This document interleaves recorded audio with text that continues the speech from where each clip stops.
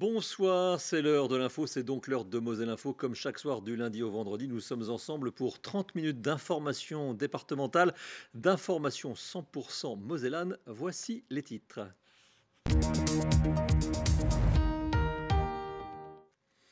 Partira pas, Frédéric Antonetti qui vient de connaître sa première relégation avec plus de 600 matchs en Ligue 1. Sera-t-il toujours l'entraîneur du FC Metz en Ligue 2 ? Bernard Serin, le président du FC Metz, livrera quelques éléments dans cette édition. Du coup, genre de base, tous les collégiens, heureusement, ne s'expriment pas à l'aide de ces expressions cache-misère. Ceux de 5 collèges messins se sont retrouvés pour un concours d'élégance sur le thème de l'engagement. Elles sont mignonnes, mais ont déjà de très grandes griffes. Ce sont les deux nouvelles oursonnes de Sainte-Croix présentées au public aujourd'hui même. Ghislain Schumacher nous en dira plus sur ces boules de poil Arizona et Montana. La météo a un temps mitigé pour l'Ascension avec une alternance de nuages et d'éclaircies. 12 degrés le matin, pas plus de 19 l'après-midi. René Anne nous donnera tous les détails à la fin de cette séquence d'informations. Et puis l'invité de Moselle Info, Julie Glaude, bonsoir. Vous êtes la chargée de communication de l'association Assez Jeunes, Le Filon, dont l'événement de lancement se déroulera le 2 juin prochain. Il a pour nom Sa Pépite. Nous en parlerons avec un peu plus de détails après avoir développé les titres de ce 25 mai.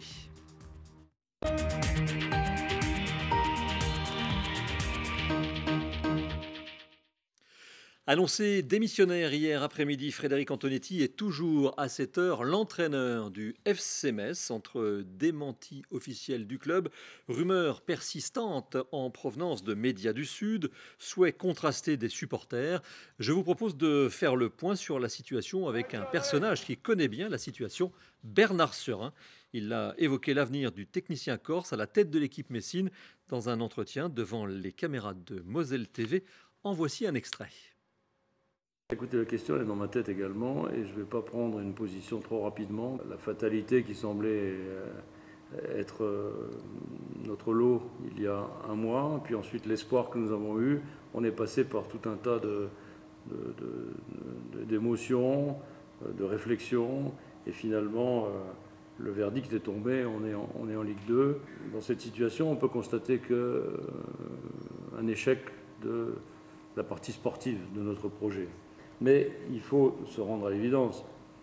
L'empilage qui est le président, moi, le directeur sportif, l'entraîneur, cette année, n'a pas conduit au maintien en Ligue 1. On était d'accord sur le plan du recrutement, mais probablement qu'on a pris des décisions qui n'étaient pas les bonnes, ou alors qu'on a insisté sur des décisions qui ont eu du mal à se concrétiser, peut-être des choses qui ont tardé et qu'on aurait dû changer de piste et prendre des solutions qui n'étaient peut-être pas la meilleure, mais qui auraient pu être mises en place plus rapidement. Enfin, ce fonctionnement a abouti à ce qu'on connaît.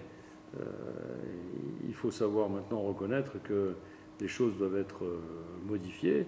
Alors elles peuvent l'être avec les personnes présentes, et je me mets dans le système, ou bien il faut introduire dans ce système, à un niveau ou à un autre,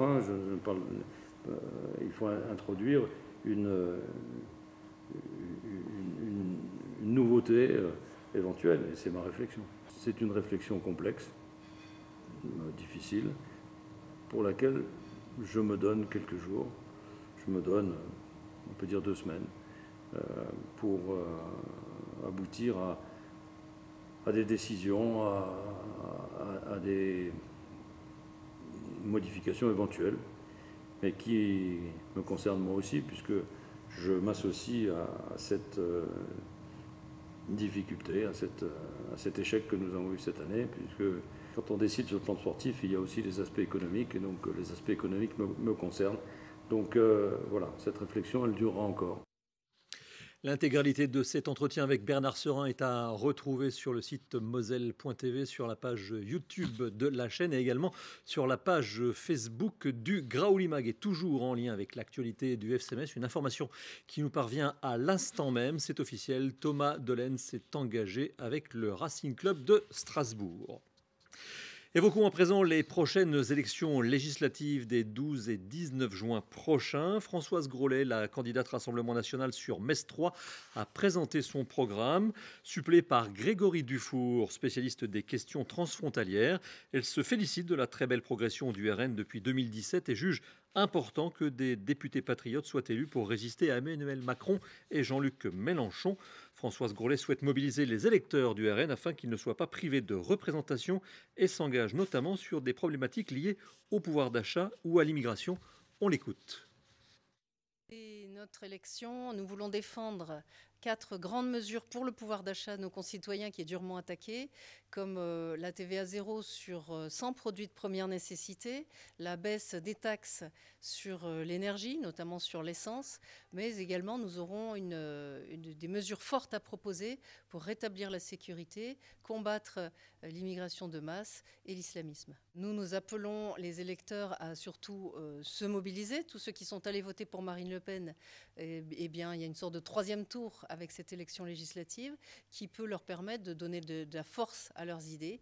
Nous les appelons donc à voter, à ne pas se disperser et à choisir ceux qui les défendront fidèlement à l'Assemblée. Législative toujours. À gauche, le Parti socialiste mosellan partira seul dans plusieurs circonscriptions du département. Un coup de canif à la NUPES, la nouvelle Union populaire écologique et sociale. Ils sont 4 candidats dissidents.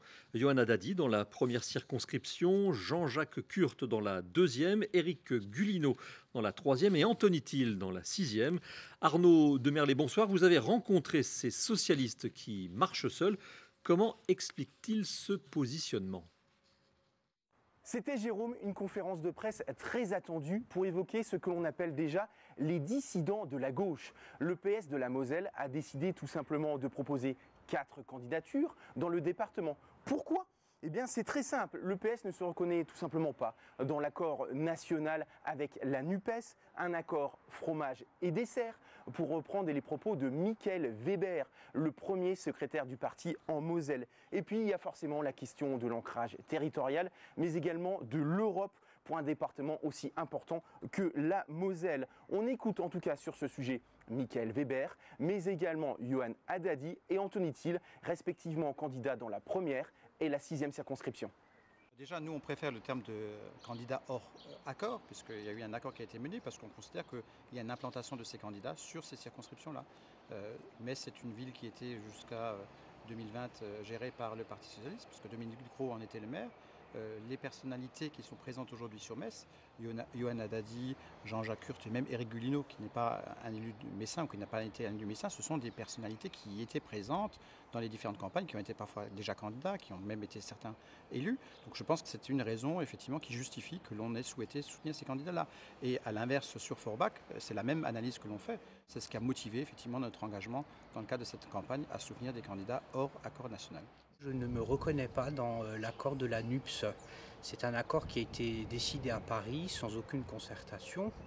Et lorsque nous avons essayé d'échanger avec nos camarades insoumis, écologistes et communistes, personne n'a répondu à nos propositions de dialogue.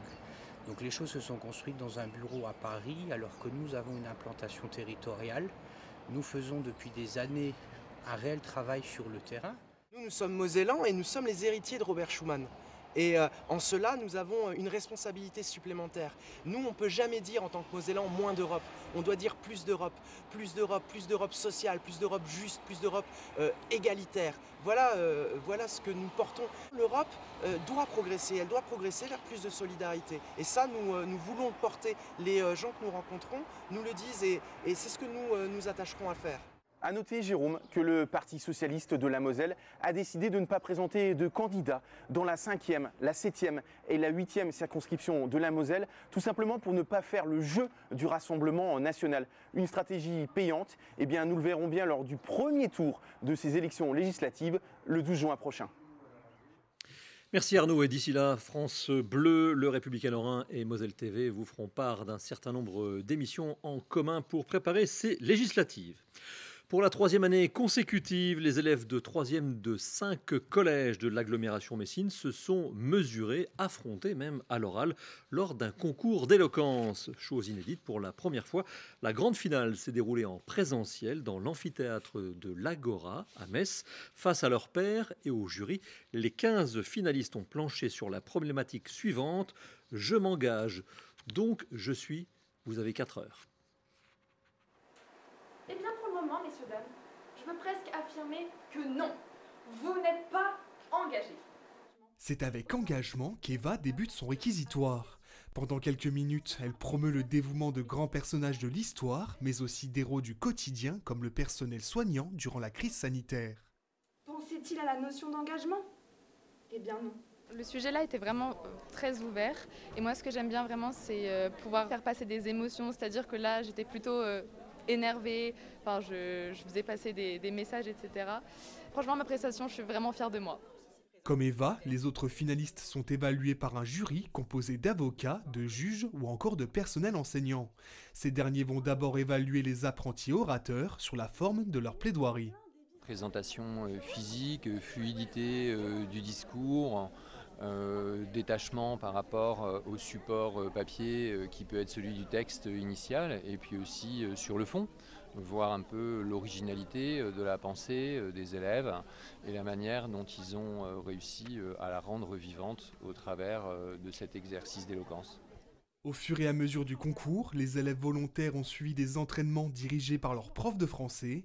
Au-delà de la compétition, ces exercices leur permettent de préparer l'oral du brevet, mais également de prendre confiance en eux. Nous avons d'énormes surprises, des élèves très introvertis qui se révèlent, des personnalités qu'on ne décelait pas en entretien personnel ou dans la classe et qui se dévoilent lors de ce concours d'éloquence. On a de belles surprises. Après les 15 passages et quelques minutes de délibération, les résultats sont dévoilés par le jury. Chaque collège se voit d'abord désigner son meilleur orateur avant l'annonce du gagnant.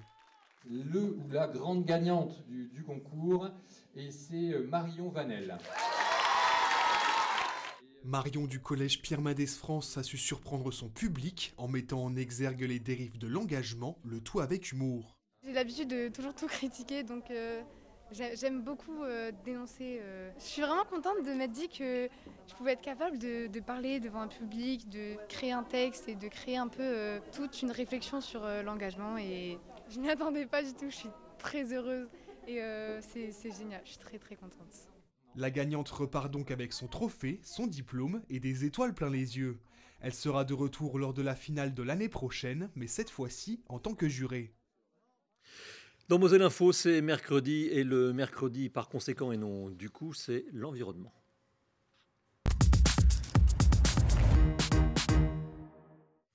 Il y a quelques jours, vous le savez peut-être, nous fêtions la journée mondiale des abeilles, une journée axée sur la sensibilisation de ces pollinisatrices. Je vais le redire, pollinisatrices, primordiales pour la biodiversité. D'ailleurs, de plus en plus de particuliers se lancent dans l'apiculture pour préserver l'espèce, mais également pour produire leur propre miel. Exemple au lycée agricole de Château-Salins, où depuis le mois de mars, ils sont 13 apprentis apiculteurs à se former. Ghislain Schumacher a suivi une formation. Là, je vous fais un récap sur l'état de la ruche. On est sur 9 cadres. C'est parti pour une examination complète de la ruche. Fabrice et ses élèves vont scruter les moindres alvéoles pour observer l'évolution de la colonie. Une opération que les apiculteurs doivent répéter tous les 10 jours en ce début de période de floraison où les abeilles vont commencer à produire leur miel. On laisse essentiellement les stagiaires manipuler afin qu'ils soient complètement actifs. Pareil au niveau de ce qu'on va appeler la théorie, on travaille sur mode d'échange, de partage d'expérience, et suite aux 10 jours de formation, ils sont capables de gérer un rucher, d'extraire du miel et de conduire une colonie d'abeilles. Cette formation destinée aux débutants est dispensée dans seulement 2 structures dans le Grand Est.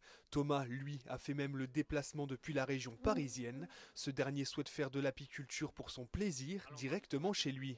Dans mon jardin, effectivement, à côté du poulailler, un petit rucher, une ruche pour commencer. J'entends que les abeilles sont essentielles à notre alimentation et à la nature. Alors j'ai voulu contribuer au repeuplement et c'est une démarche à la fois personnelle et collective.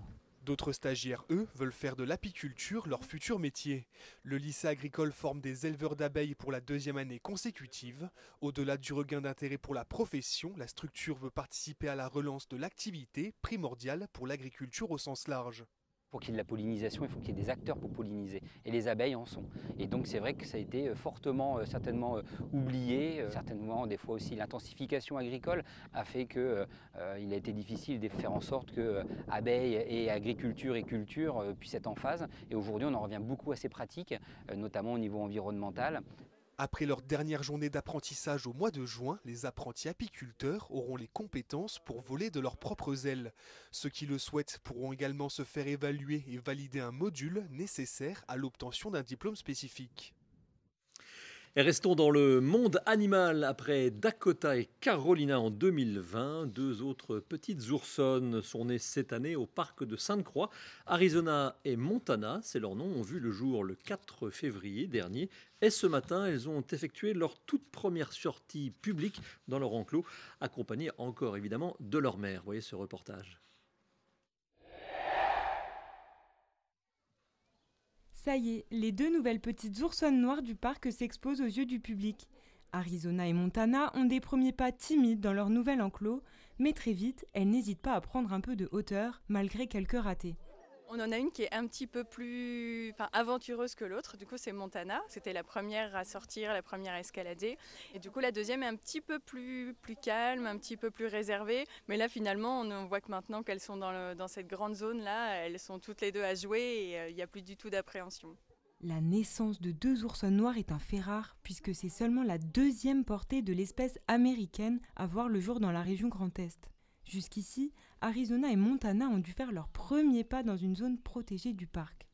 Elles ont passé 2 mois en fait, avec leur mère en fait, à l'intérieur de la tanière avant que nous on arrive pour une première fois à l'intérieur de celle-ci pour pouvoir récupérer les petites, faire un check-up vétérinaire, s'assurer que tout va bien. On les a pesées, elles faisaient 3,5 kg en moyenne. Et puis après arrive une période d'attente pour nous qui va durer à peu près 1 mois, durant laquelle on va vérifier leur capacité en fait, à bien grimper. Les 2 nouvelles coqueluches du parc ont visiblement passé ces tests d'escalade avec succès. Pour les accueillir dans leur nouveau terrain de jeu, les photographes habitués du parc, comme Corinne, ont sorti leurs plus beaux objectifs. C'est un événement, on est tous contents, on attendait que ça en fait, parce qu'on sait qu'un jour ou l'autre elles finissent par sortir. Comment vous les trouvez les 2 petites oursonnes ? Adorables, craquantes, et on a envie d'en emmener une chez soi. Arizona et Montana vont rester dans cet enclos avec leur mère pendant 1 an, le temps de grandir. Elles pourront ensuite rejoindre leurs 5 autres congénères sur les 1,5 hectares de terrain réservés aux ours. Comme chaque mercredi, Alicia Iblot vous ouvre une nouvelle boîte à malice au programme, entre autres, de ce numéro. Un focus sur l'exposition participative Trésor qui se tient à Montigny-les-Metz, ainsi qu'une très belle rencontre avec Patrice Winzerit, qui est le directeur artistique du Marly Jazz Festival, dont c'est déjà la 18e édition. Elle aura lieu le 31 mai jusqu'au 5 juin au NEC de Marly. Le directeur artistique fait le point ici sur la ligne éditoriale de cette édition. J'ai toujours fait une programmation qui ne soit pas avec un thème donné et puis on reste dans le même thème tout le temps. Non, chaque soir est différent et il y a 2 concerts par soir à l'intérieur du NEC. Les 2 concerts sont différents. Donc ça permet à ceux qui viennent pour un groupe de musiciens d'écouter les autres qui ne seraient peut-être pas venus voir et ça leur permet de découvrir. Et en général, les gens sont très contents d'avoir découvert des nouveaux musiciens, pas un nouveau style, mais un style qui semblait ne pas les attirer. Mais en fait, ça se passe très bien, les gens sont ravis et je suis très content quand c'est comme ça. Oui, c'est ça, c'est le plaisir de la découverte, du partage et puis l'envie de rassembler peut-être le plus large public possible, là où on a tendance, et à chaque fois, bon, j'aime bien te titiller avec ça, mais on peut penser que le jazz est un peu hermétique, mais non, il faut se laisser prendre par la main et se laisser surprendre. Pas du tout, moi je n'aime pas le jazz après une analyse approfondie Non, c'est émotionnel, c'est l'émotion qui doit passer.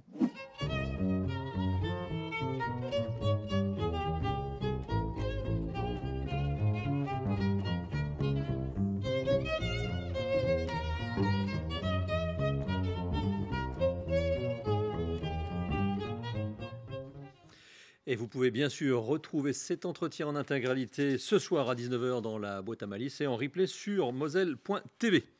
C'est une tradition dans le département depuis plusieurs années. Le jeudi de l'Ascension, tous les sites passionnément en Moselle sont ouverts gratuitement. Ainsi, pour cette journée, les différents sites vous accueilleront avec passion. Le château de Malbrouck avec son exposition Astérix, le musée de la guerre de 1870 et de l'annexion, la maison Robert Schuman, le musée Georges de la Tour, le domaine de l'Indre, le parc archéologique de Bliesbuck-Ranheim, les jardins fruitiers de Laquenexy et le musée du sel à Marsal. Patrimoine, culture, nature, et il y en a pour tous les goûts. Plus d'infos sur les sites et sur les expositions sur passionmoselle.fr. On passe à présent à l'invité.